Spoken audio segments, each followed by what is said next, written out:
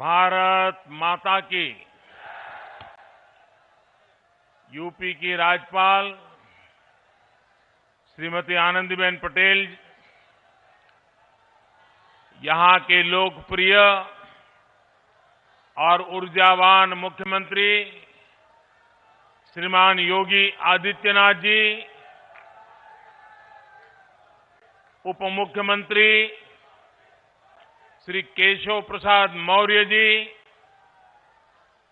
केंद्रीय मंत्रिमंडल के मेरे सहयोगी श्री संजीव बालियान जी, वीके सिंह जी,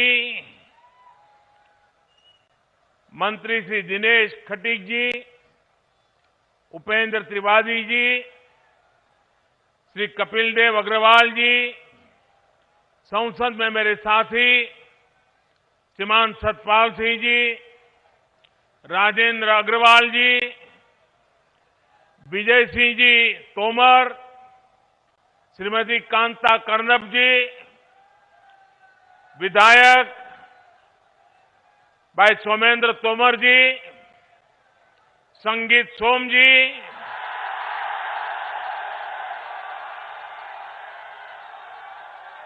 जितेंद्र सतवाल जी, सत्य प्रकाश अग्रवाल जी, मेरठ जिला परिषद अध्यक्ष गौरव चौधरी जी,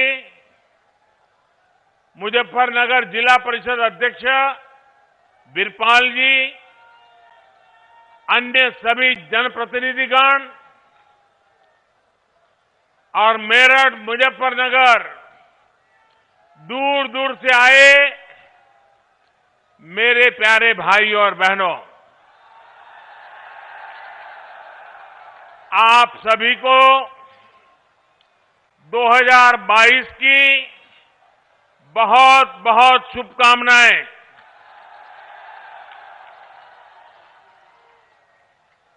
साल की शुरुआत में मेरठ आना अपने आप में मेरे लिए बहुत अहम है। भारत के इतिहास में मेरठ का स्थान सिर्फ एक शहर का नहीं है, बल्कि मेरठ हमारी संस्कृति, हमारे सामर्थ्य का भी महत्वपूर्ण केंद्र है। रामायण और महाभारत काल से लेकर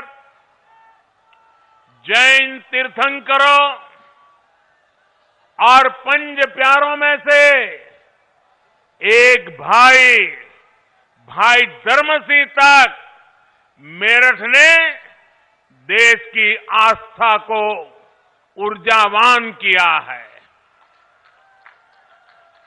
सिंधु घाटी की सभ्यता से लेकर देश के पहले स्वतंत्रता संग्राम तक इस क्षेत्र ने दुनिया को दिखाया है कि भारत का सामर्थ्य क्या होता है।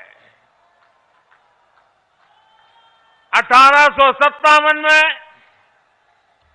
बाबा ओगडनाथ मंदिर और वहीं से आजादी की जो ललकार उठी, दिल्ली कूच का आह्वान हुआ, उसने गुलामी की अंधेरी सुरंग में देश को नई रोशनी दिखा दी। क्रांति की इसी प्रेरणा से आगे बढ़ते हुए हम आजाद हुए और आज गर्व से अपनी आजादी का अमृत महोत्सव मना रहे हैं। मेरा सौभाग्य है कि यहां आने से पहले मुझे बाबा ओगडनाथ मंदिर जाने का अवसर मिला। मैं अमर जवान ज्योति भी गया, स्वतंत्रता संग्राम संग्रहालय में उस अनुभूति को महसूस किया जो देश की आजादी के लिए कुछ कर गुजरने वालों की दिलों में एक लालायित थी। भाइयों और बहनों, मेरठ और आसपास के इस क्षेत्र ने स्वतंत्र भारत को भी नई दिशा देने में महत्वपूर्ण योगदान दिया है। राष्ट्र रक्षा के लिए सीमा पर बलिदान हो या फिर खेल के मैदान में राष्ट्र के लिए सम्मान, राष्ट्रभक्ति की अलख को इस क्षेत्र ने सदा सर्वदा प्रज्वलित रखा है। नूरपुर मड़ैया ने चौधरी चरण सिंह जी के रूप में देश को एक विजनरी नेतृत्व भी दिया। मैं इस प्रेरणा स्थली का वंदन करता हूं, मेरठ और क्षेत्र के लोगों का अभिनंदन करता हूं। भाइयों और बहनों, मेरठ देश की एक और महान संतान मेजर ध्यानचंद जी की भी कर्मस्थली रहा है। कुछ महीने पहले केंद्र सरकार ने देश के सबसे बड़े खेल पुरस्कार का नाम दद्दा के नाम पर कर दिया। आज मेरठ की स्पोर्ट्स यूनिवर्सिटी मेजर ध्यानचंद जी को समर्पित की जा रही है। और जब इस यूनिवर्सिटी का नाम मेजर ध्यानचंद जी से जुड़ जाता है तो उनका पराक्रम तो प्रेरणा देता ही है, लेकिन उनके नाम में भी एक संदेश है। उनके नाम में जो शब्द है ध्यान, बिना ध्यान केंद्रित किए, बिना फोकस एक्टिविटी किए कभी भी सफलता नहीं मिलती है। और इसलिए जिस यूनिवर्सिटी का नाम ध्यानचंद से जुड़ा हुआ हो, वहां पूरे ध्यान से काम करने वाले नौजवान देश का नाम रोशन करेंगे, ये मुझे पक्का विश्वास है। मैं उत्तर प्रदेश के नौजवानों को यूपी की पहली स्पोर्ट्स यूनिवर्सिटी के लिए बहुत बहुत बधाई देता हूं। 700 करोड़ रुपए की लागत से बनने वाली ये आधुनिक यूनिवर्सिटी दुनिया की श्रेष्ठ स्पोर्ट्स यूनिवर्सिटीज में से एक होगी। यहां युवाओं को खेलों से जुड़ी अंतर्राष्ट्रीय सुविधाएं भी तो मिलेगी। ये एक करियर के रूप में स्पोर्ट्स को अपनाने के लिए जरूरी स्किल्स का निर्माण करेगी। यहां से हर साल 1000 से अधिक बेटे बेटियां बेहतरीन खिलाड़ी बनकर निकलेंगे। यानी क्रांतिवीरों की नगरी, खेल वीरों की नगरी के रूप में भी अपनी पहचान को और सशक्त करेगी। साथियों, पहले की सरकारों से यूपी में जब पहलों की सरकारें थी तब यूपी में अपराधी अपना खेल खेलते थे, माफिया अपना खेल खेलते थे। पहले यहां अवैध कब्जे के टूर्नामेंट होते थे, बेटियों पर फप्तियां कसने वाले खुलेआम घूमते थे। हमारे मेरठ और आसपास के क्षेत्रों के लोग कभी भूल नहीं सकते कि लोगों के घर जला दिए जाते थे। और पहले की सरकार अपने खेल में लगी रहती थी। पहले की सरकारों के खेल का ही नतीजा था कि लोग अपना पुश्तैनी घर छोड़कर पलायन के लिए मजबूर हो गए थे। अब योगी जी की सरकार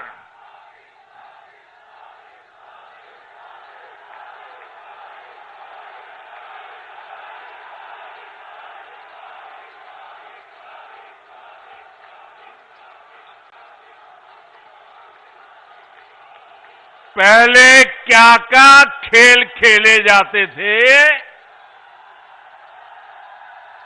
अब योगी जी की सरकार ऐसे अपराधियों के साथ जेल जेल खेल रही है।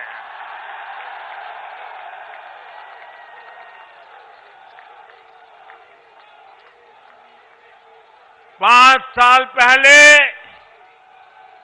इसी मेरठ की बेटियां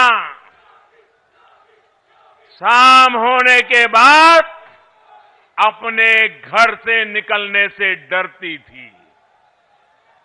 आज मेरठ की बेटियां पूरे देश का नाम रोशन कर रही है।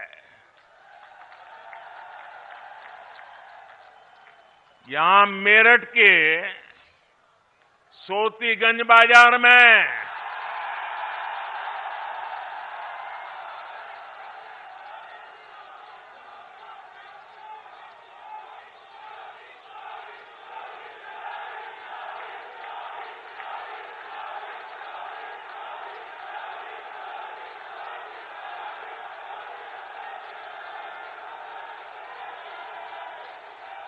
साथियों, ये सोतीगंज बाजार में गाड़ियों के साथ होने वाले खेल का भी अब द एंड हो रहा है।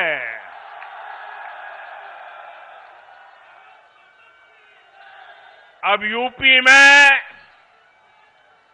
असली खेल को बढ़ावा मिल रहा है। यूपी के युवाओं को खेल की दुनिया में छा जाने का मौका मिल रहा है। साथियों, हमारे यहां कहा जाता है, महाजनों येन गताः स पंथाः, अर्थात जिस पथ पर महान जन, महान विभूतियां चले, वही हमारा पथ है। लेकिन अब हिंदुस्तान बदल चुका है। अब हम 21वीं सदी में हैं और इस 21वीं सदी के नए भारत में सबसे बड़ा दायित्व हमारे युवाओं के पास ही है। और इसलिए अब मंत्र बदल गया है। 21वीं सदी का तो मंत्र है, युवा जनो येन गता सपन्थाः। जिस मार्ग पर युवा चल रहे वही मार्ग देश का मार्ग है। जिधर युवाओं के कदम बढ़ जाए मंजिल अपने आप चरण चूमने लग जाती है। युवा नए भारत का कर्णधार भी है। युवा नए भारत का विस्तार भी है। युवा नए भारत का नियंता भी है और युवा नए भारत का नेतृत्व करता भी है। हमारे आज के युवाओं के पास प्राचीनता की विरासत भी है, आधुनिकता का बोध भी है और इसलिए जिधर युवा चलेगा उधर भारत भी चलेगा। और जिधर भारत चलेगा, जिधर भारत चलेगा उधर ही अब दुनिया चलने वाली है।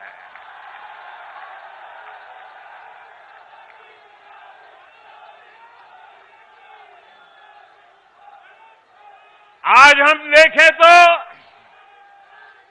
साइंस से लेकर साहित्य तक, स्टार्टअप से लेकर स्पोर्ट्स तक, हर तरफ भारत के युवा ही छाए हुए हैं। भाइयों और बहनों, खेल की दुनिया में आने वाले हमारे युवा पहले भी सामर्थ्यवान थे।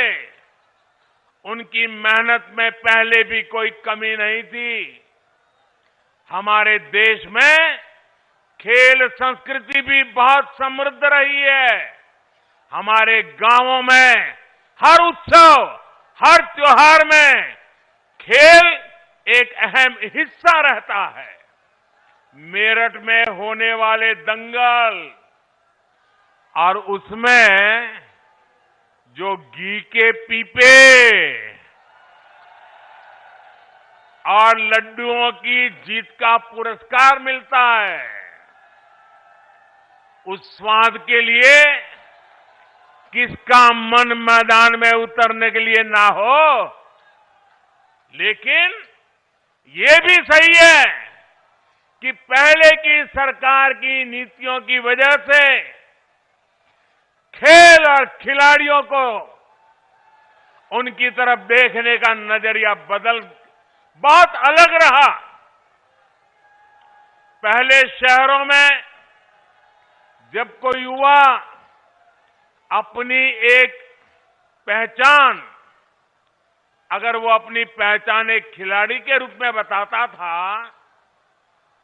अगर वो कहता था कि मैं खिलाड़ी हूं, मैं फलाना खेल खेलता हूं, मैं उस खेल में आगे बढ़ा हूं, तो सामने वाले क्या पूछते थे मालूम है?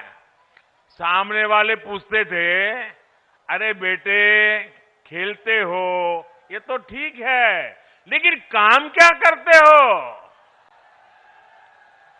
यानी खेल की कोई इज्जत ही नहीं मानी जाती थी।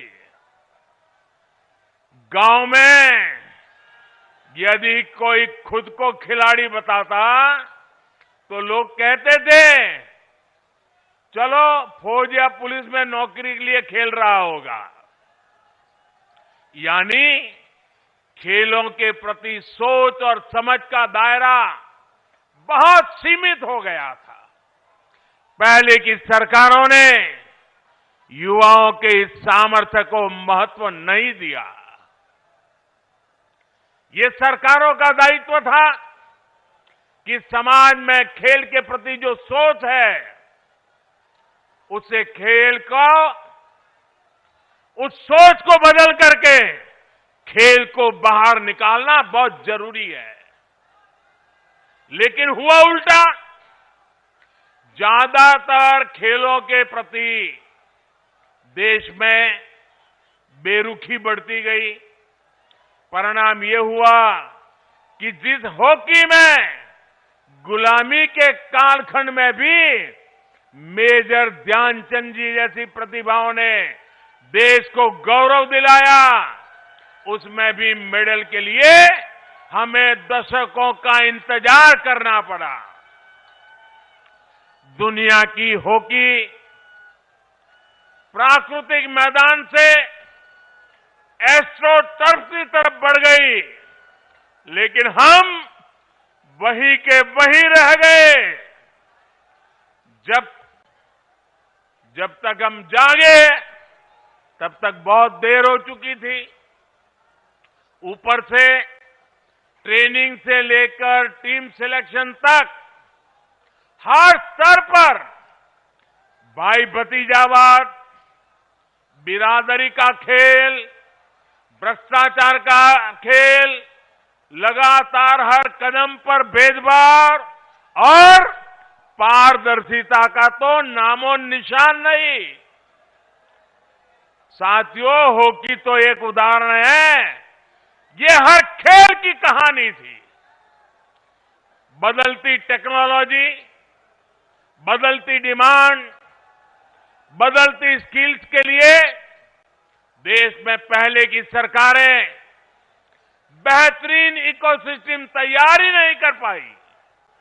साथियों, देश के युवाओं का जो असीम टैलेंट था, वो सरकारी बेरुखी के कारण बंदिशों में जकड़ा हुआ था।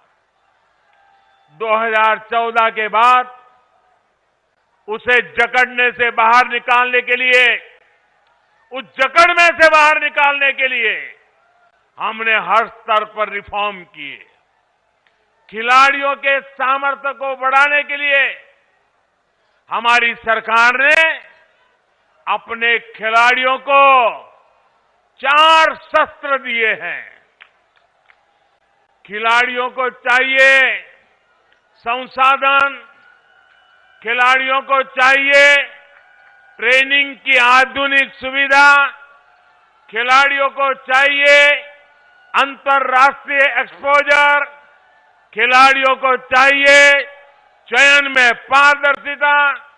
हमारी सरकार ने बीते वर्षों में भारत के खिलाड़ियों को ये 4 शस्त्र जरूर मिले, इसे सर्वोच्च प्राथमिकता दी है। हमने स्पोर्ट्स को युवाओं की फिटनेस और युवाओं के रोजगार, स्वरोजगार, उनकी कैरियर से जोड़ा है। टारगेट ओलंपिक पोडियम स्कीम यानी टॉप्स, ऐसा ही एक प्रयास रहा है। आज सरकार देश के शीर्ष खिलाड़ियों को उनके खाने पीने, फिटनेस से लेकर ट्रेनिंग तक लाखों करोड़ों रुपयों की मदद दे रही है। खेलो इंडिया अभियान के माध्यम से आज बहुत कम उम्र में ही देश के कोने कोने में टैलेंट की पहचान की जा रही है। ऐसे खिलाड़ियों को इंटरनेशनल लेवल का एथलीट बनाने के लिए उनकी हर संभव मदद की जा रही है।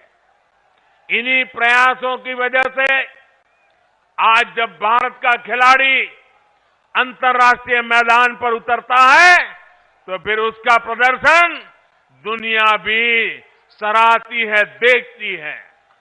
पिछले साल हमने ओलंपिक में देखा, हमने पैरा ओलंपिक में देखा, जो इतिहास में पहले कभी नहीं हुआ, वो पिछले ओलंपिक में मेरे देश के वीर बेटे बेटियों ने करके दिखाया।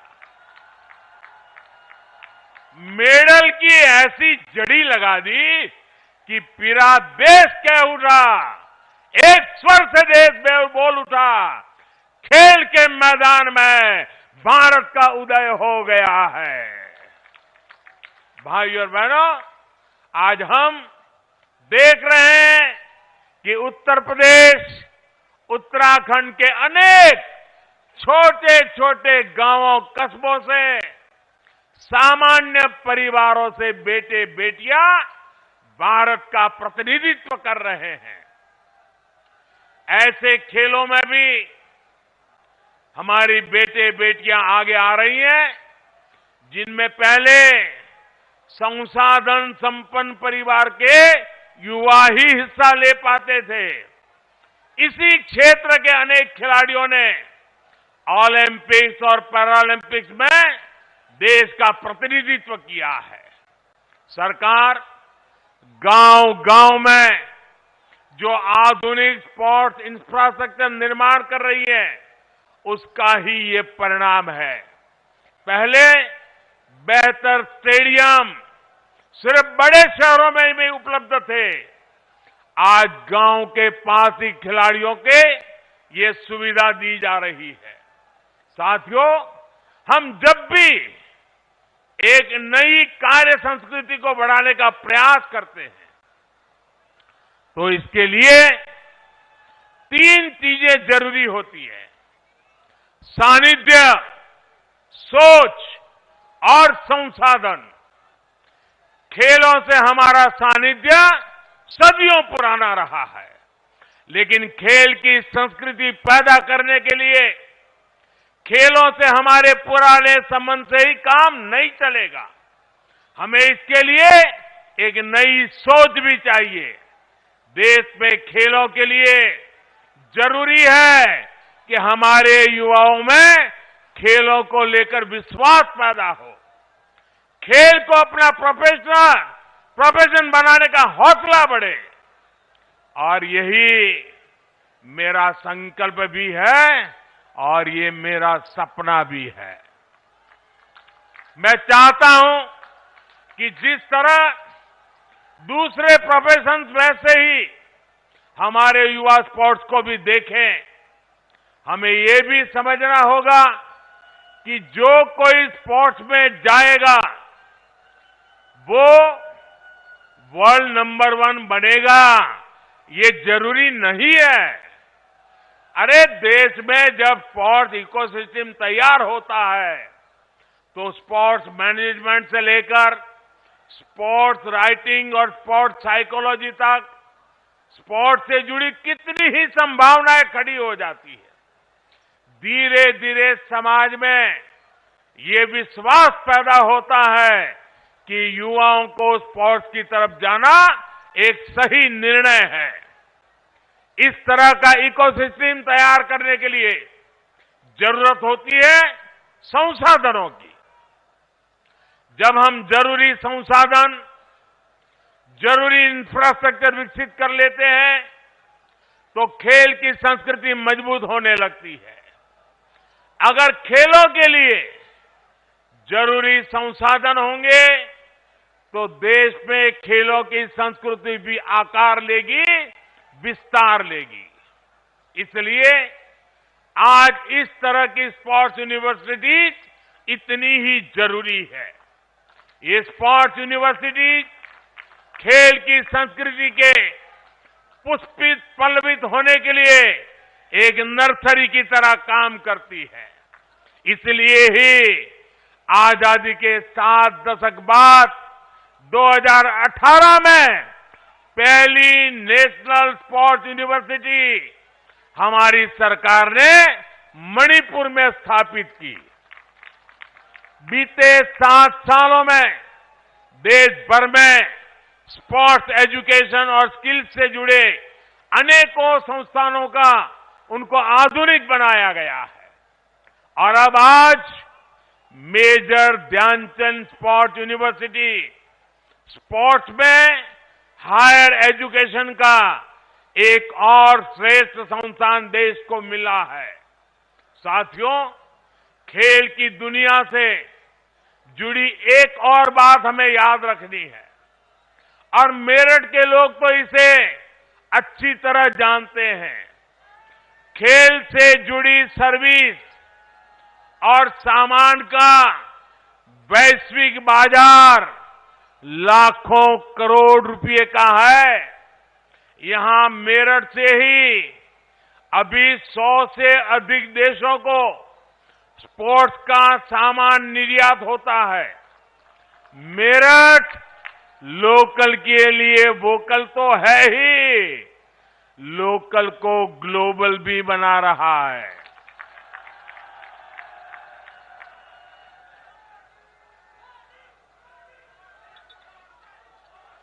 देश भर में ऐसे अनेक स्पोर्ट्स क्लस्टर्स को भी आज विकसित किया जा रहा है। मकसद यही है कि देश स्पोर्ट्स के सामान और उपकरणों की मैन्युफैक्चरिंग में भी आत्मनिर्भर बन सके। अब जो नई नेशनल एजुकेशन पॉलिसी लागू हो रही है, उसमें भी खेल को प्राथमिकता दी गई है।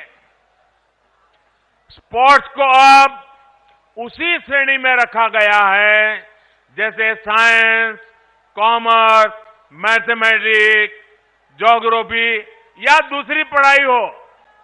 पहले खेल को एक्स्ट्रा एक्टिविटी माना जाता था, लेकिन अब स्पोर्ट्स स्कूल में बाकायदा एक विषय होगा।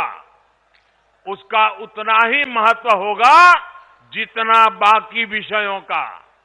साथियों, यूपी के युवाओं में तो इतनी प्रतिभा है, हमारे यूपी के युवान इतने प्रतिभावान है कि आसमान भी छोटा पड़ जाए।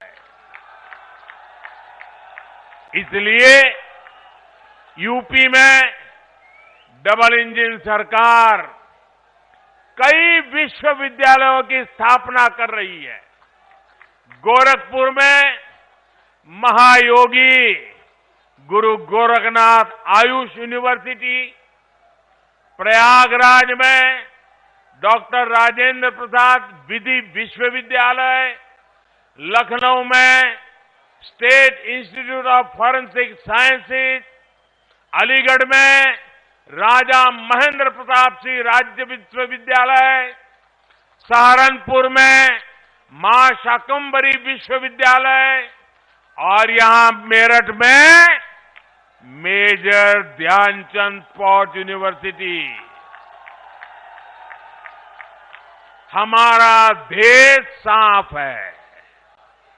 हमारा युवा ना सिर्फ रोल मॉडल बने, वो अपने रोल मॉडल पहचाने भी। साथियों, सरकारों की भूमिका अभिभावक की तरह होती है। योग्यता होने पर बढ़ावा भी दें और गलती होने पर ये कहकर ना टाल दे कि लड़कों से गलती हो जाती है। आज योगी जी की सरकार युवाओं को रिकॉर्ड सरकारी नियुक्तियां कर रही है।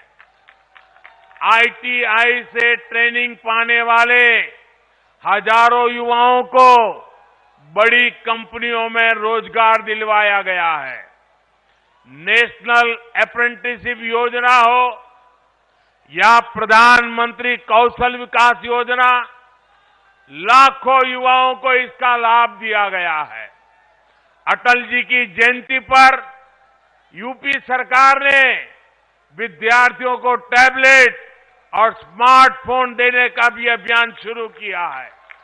साथियों, केंद्र सरकार की एक और योजना के बारे में भी यूपी के नौजवानों को जानना बहुत जरूरी है। ये योजना है स्वामित्व योजना। इस योजना के तहत केंद्र सरकार गांवों में रहने वाले लोगों को उनकी प्रॉपर्टी के मालिकाना हक से उससे जुड़े जो कागज है गरौनी देने का काम हो रहा है। गरौनी मिलने पर गांव के युवाओं को अपना काम धंधा शुरू करने के लिए बैंकों से आसानी से मदद मिल पाएगी। ये गरौनी गरीब, दलित, वंचित, पीड़ित, पिछड़े सभी समाज के हर वर्ग को अपने घर पर अवैध कब्जे की चिंता से भी मुक्ति दिलाएगी। मुझे खुशी है कि स्वामित्व योजना को योगी जी की सरकार बहुत तेजी से आगे बढ़ा रही है। यूपी के 75 जिलों में 23 लाख से अधिक घरौनी दी जा चुकी है। चुनाव के बाद योगी जी की सरकार इसी अभियान को और तेज करेगी। भाइयों और बहनों, इस क्षेत्र के ज्यादातर युवा ग्रामीण इलाकों में रहते हैं। ग्रामीण अर्थव्यवस्था को मजबूत बनाने के लिए हमारी सरकार निरंतर काम कर रही है। प्रधानमंत्री किसान सम्मान निधि के माध्यम से कल ही यूपी के लाखों किसानों के बैंक खातों में करोड़ों रुपए ट्रांसफर किए गए हैं। इसका बहुत बड़ा लाभ इस क्षेत्र के छोटे किसानों को भी हो रहा है। साथियों, जो पहले सत्ता में थे उन्होंने आपको गन्ने का मूल्य किस्तों में तरसा तरसा कर दिया। योगी जी की सरकार में जितना गन्ना किसानों को भुगतान किया गया है उतना पिछली दोनों सरकारों के दौरान किसानों को नहीं मिला था। पहले की सरकारों में चीनी मिले कोड़ियों के भाव बेची जाती थी। मुझसे ज्यादा आप जानते हैं, जानते हैं कि नहीं जानते हैं? चीनी मिले बेची गई कि नहीं बेची गई? भ्रष्टाचार हुआ कि नहीं हुआ? योगी जी की सरकार में मिलें बंद नहीं होती, यहां तो मिलों का विस्तार होता है, नई मिलें खोली जाती है। अब यूपी गन्ने से बनने वाले इथेनॉल के उत्पादन में भी तेजी से आगे बढ़ रहा है। बीते 4.5 साल में लगभग 12,000 करोड़ रुपए का इथेनॉल यूपी से खरीदा गया है। 12,000 करोड़ रुपए का इथेनॉल। सरकार कृषि इंफ्रास्ट्रक्चर और फूड प्रोसेसिंग ऐसे उद्योगों को भी तेजी से विस्तार दे रही है। आज ग्रामीण इंफ्रास्ट्रक्चर पर, भंडारण की व्यवस्था बनाने पर, कोल्ड स्टोरेज पर 1 लाख करोड़ रुपए खर्च किए जा रहे हैं। भाइयों बहनों, डबल इंजन की सरकार युवाओं के सामर्थ्य के साथ ही इस क्षेत्र के सामर्थ्य को भी बढ़ाने के लिए काम कर रही है। मेरठ का रेवड़ी गजक, हैंडलूम, ब्रास बैंड, आभूषण, ऐसे कारोबार यहां की शान है। मेरठ मुजफ्फरनगर में छोटे और लघु उद्योगों का और विस्तार हो, यहां बड़े उद्योगों का मजबूत आधार बने, यहां के कृषि उत्पादों, यहां की उपज को नए बाजार मिले, इसके लिए भी आज अनेक विध प्रयास किए जा रहे हैं। इसलिए इस क्षेत्र को देश का सबसे आधुनिक और सबसे कनेक्टेड रीजन बनाने के लिए काम हो रहा है। दिल्ली मेरठ एक्सप्रेसवे की वजह से दिल्ली अब 1 घंटे की दूरी पर रह गई है। अभी कुछ दिन पहले ही जो गंगा एक्सप्रेसवे का काम शुरू हुआ है वो भी मेरठ से ही शुरू होगा। ये मेरठ की कनेक्टिविटी यूपी के दूसरे शहरों से और संबंधों को, व्यवहार को आसान बनाने में काम करेगी। देश का पहला regional rapid rail transit system भी मेरठ को राजधानी से जोड़ रहा है। मेरठ देश का पहला ऐसा शहर होगा जहां मेट्रो और हाई स्पीड रैपिड रेल एक साथ दौड़ेगी। मेरठ का आईटी पार्क, जो पहले की सरकार की सिर्फ घोषणा बनकर रह गया था, उसका भी लोकार्पण हो चुका है। साथियों, यही double benefit, double speed, double engine की सरकार की पहचान है। इस पहचान को और सशक्त करना है। भाइयों, मेरे मेरठ के और पश्चिमी उत्तर प्रदेश के लोग जानते हैं कि आप उधर हाथ लंबा करोगे तो लखनऊ में योगी जी, और इधर हाथ लंबा करोगे तो दिल्ली में मैं हूं ही आपके लिए।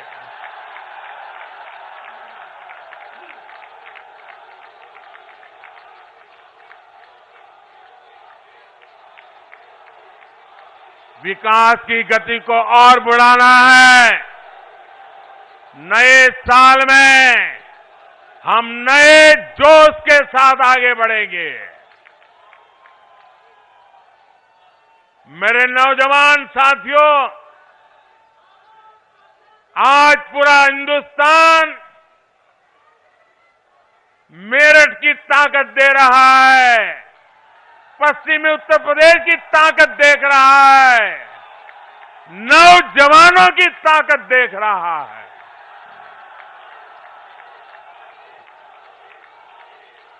ये ताकत देश की ताकत है, और इस ताकत को और बढ़ावा देने के लिए एक नए विश्वास के साथ एक बार फिर आपको मेजर ध्यानचंद स्पोर्ट्स यूनिवर्सिटी के लिए बहुत बहुत बधाई।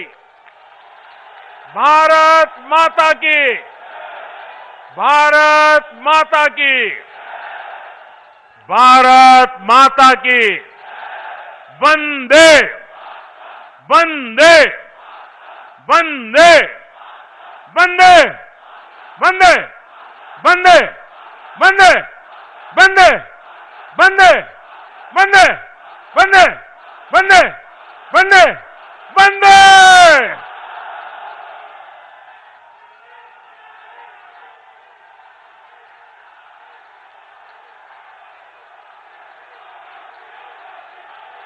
मेरठ में प्रधानमंत्री नरेंद्र मोदी को आपने सुना, वंदे मातरम के साथ अपने भाषण का समापन उन्होंने किया और इस दौरान कई बातों का जिक्र किया, तमाम उपलब्धियां गिनवाई और बताया कि कैसे आज उत्तर प्रदेश बदल रहा है। उत्तर प्रदेश को उत्तम प्रदेश बनाने का जो संकल्प लिया था, उस दिशा में आगे बढ़ा जा रहा है।